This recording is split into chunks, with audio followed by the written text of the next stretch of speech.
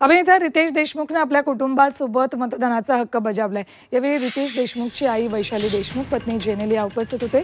तसंच धीरज देशमुखनेही आपल्या पत्नीसह मतदान केलं।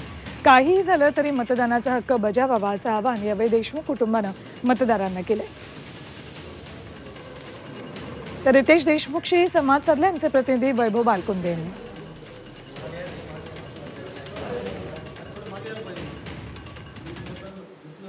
जेनेलिया देशमुख आहेत, काय सांगाल? आपण मतदान केलं होता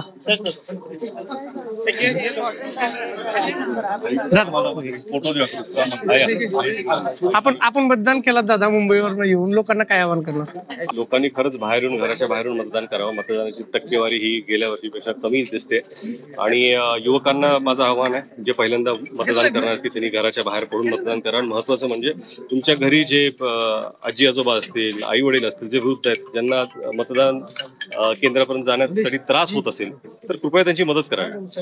कारण की हा आजचा दिवस ऊन असेल, आजचा दिवस बऱ्याच लोकांना वाटतं की एवढ्या लांब कोण जाणार, त्रास आहे। पण हा त्रास जर तुम्हाला वाटत असेल तर हा सहन करा, तुमच्या राज्यासाठी, तुमच्या देशासाठी। नक्कीच। वैभव बालकुंदे, जी मीडिया, लातूर।